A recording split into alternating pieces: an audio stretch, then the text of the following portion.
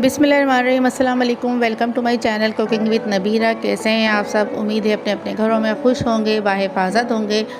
तो आज मैं बना रही हूँ बैगन आलू की सब्ज़ी।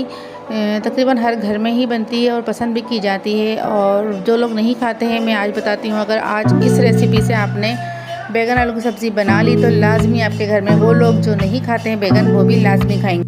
इसके साथ मैंने बना लिए थे थोड़े से ज़ीरा राइस, और अगर चपाती के साथ खाएं तो उसके साथ भी बहुत जायकेदार लगती है, लेकिन हमारे यहाँ ज़्यादातर चावलों के साथ ज़्यादा शौक से खाए जाते हैं, तो मैंने इसके साथ ज़ीरा राइस थोड़ी सी बना ली थी।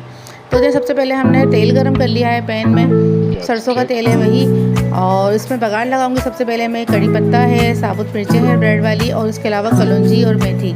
इसकी बघार से इसका जायका इतना ज़्यादा चेंज हो जाएगा, जो नॉर्मल आप रोज़ाना पकाते होंगे तो उससे तो लाजमी इसका जायका चेंज होगा। तो इसको हल्का सा हम गोल्डन ब्राउन सा कर लेते हैं पहले। उसके बाद इसमें हम बारीक सी प्याज काट के डालेंगे। आज थोड़ा सा इशू चल रहा है यहाँ पे गैस का, तो गैस सही से आ रही नहीं है, तो चूल्हा भी इतना तेज़ नहीं चल रहा है। तो देखें गोल्डन ब्राउन हो गया था। फिर मैंने इसमें बारीक प्याज बहुत ज़्यादा बारीक बारीक से मैंने काटी थी, इस तरह आप लोग ऑमलेट के लिए काटते हो ना, बिल्कुल उस अंदाज में एक बड़ी प्याज मैंने काट ली थी। इसको लाइट से गोल्डन ब्राउन होने देंगे, बहुत ज़्यादा ब्राउन नहीं होना, बस ये थोड़ा सा नरम सी हो जाए प्याज, बस इतनी, इससे ज़्यादा हमें नहीं करनी। तो इसमें मैं डाल दूँगी अदरक लहसुन का पेस्ट। 1 चम्मच भर के मैंने अदरक लहसुन का पेस्ट डाल दिया है। इसको इसमें भून लेना है थोड़ी देर के लिए, ताकि इसकी जो खुशबू आने लगे अदरक लहसुन की। तो फिर जब खुशबू सी आने लगे तो फिर इसमें आप शामिल कर दें ये टमाटर है, और इसके अलावा हरी मिर्चें हैं। हरी मिर्चें को भी मैंने थोड़ा सा कट लगा दिया था। टमाटर और हरी मिर्चों को डालने के बाद इसको हल्का सा भुने, और बाकी मसाले भी इसमें हम डाल देंगे हाथ के हाथ, ताकि सारे मसाले एक साथ भून जाएं। तो मैंने इसमें डाल दी कुटी हुई मिर्चें, तकरीबन 1 से 1.5 चम्मच कुटी हुई मिर्चें, अपने टेस्ट के हिसाब से आप डाल लीजिएगा। इसके अलावा डाल दिया मैंने आधे चम्मच हल्दी पाउडर, और फिर इसके अलावा डलेगा इसमें तकरीबन 1 से 1.5 चम्मच मैंने इसमें नमक डाल दिया था। आप नमक का भी टेस्ट जो है, नमक की मिकदार भी आप अपने हिसाब से कम या ज़्यादा कर लीजिएगा। तो अब इसको अच्छी तरीके से मिक्स कर देना है, और मिक्स करने के बाद मैं इसको क्या करूँगी, थोड़ी देर के लिए इसकी लिड ऑफ कर दूँगी, ताकि टमाटर थोड़े से सॉफ्ट हो जाएं। जब टमाटर सॉफ्ट हो जाएंगे तो फिर हम इसकी थोड़ी सी भुनाई कर देंगे।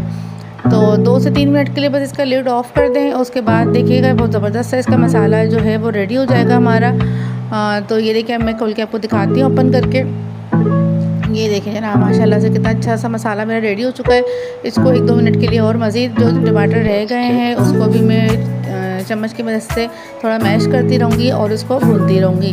तो जब भुनाई कंप्लीट हो जाएगी इसकी, तो फिर मुझे इसमें डाल देना है बैंगन। ये बैंगन मैंने धो के पानी में भिगो के रखा हुआ था। तो बैंगन के बारे में मेरी नानी कहती थी कि जब भी बैंगन काटो इसको पानी में डिप करके ही काटो, मतलब एक बाउल में ठंडा पानी बहुत सारा ले लो और उसमें ही बैंगन कटिंग करा करो। तो इससे बैंगन कभी भी कसीला जायका जो होता है अक्सर बैंगनों का, ना वो कसीला होगा ना वो कड़वा होगा, बहुत ही अच्छा सा जायका आता है बैंगन का। तो बैंगन डालने के बाद मैं इसको भून लूँगी, तकरीबन 2 से 3 मिनट तक मैंने इसको भुनाई कर ली है। ये देखें, भूनने के बाद इसकी शक्ल देखिए चेंज हो गई है। अच्छी तरीके से मसाले में इसको भून लेना है बैंगन को। जब ये अच्छी तरीके से मिक्स हो जाएगा मसाला सारा, तो अब मुझे इसमें डाल देना है आलू। 3 से 4 आलू मैंने इसमें कटिंग करके रखी है क्यूब्स की शक्ल में। अब कटिंग का आपके ऊपर है कि बैगन आप कितने बड़े काट रहे हैं और आलू कितने बड़े काट रहे हैं। ऐसा ना हो कि बैगन बिल्कुल ही गल जाए और आलू ना गले। तो साइज़ जो है वो इस तरह से मैनेज कर लीजिएगा कि आलू और बैगन सही से गल जाएँ एक साथ। तो इसमें मैंने 1 गिलास पानी डाल दिया है, और पानी डालने के बाद मैं लिड फिर से ऑफ़ कर दूँगी तकरीबन 10 से 15 मिनट के लिए। और 10 से 15 मिनट के बाद जब मैं लिड ऑफ़ करा है मैंने, ये देखें ये मेरे बैगन बहुत अच्छा सॉफ्ट हो गए हैं और मसाला बिल्कुल मिक्स हो चुका है, आलू भी गल गए हैं। अब ये है लेमन का जूस, 1 लेमन का जूस, 2 लेमन के जूस सॉरी, वो मैंने पूरा इसमें डाल दिया है। इसके साथ ही मैंने हरी मिर्ची, हरा धनिया भी डाल दिया है, और ये थोड़ी सी कसूरी मेथी है जो मैंने धो के रखी हुई थी, ये भी मैंने इसमें डाल दी है।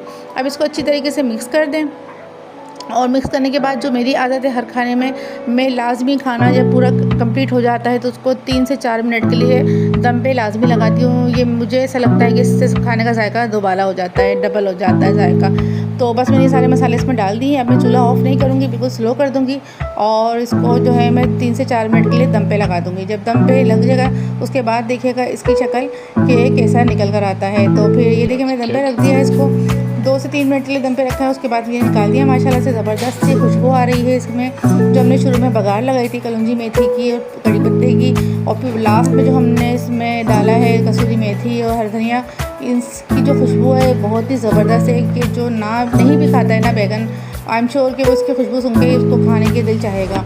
तो मज़ेदार सी रेसिपी आपको कैसी लगी मेरी आज की, ये मुझे कमेंट सेक्शन में आके लाजमी बताइएगा। और जो लोग अभी तक मुझे सब्सक्राइब नहीं किया जिन्होंने, उनसे रिक्वेस्ट है कि प्लीज़ मेरे चैनल सब्सक्राइब कर दें और बेल आइकन को लाजमी थम करें ताकि नई आने वाली वीडियोस आप तक पहुंच सके। और नेक्स्ट वीडियो तक के लिए मुझे दीजिए इजाज़त। अल्लाह हाफिज़।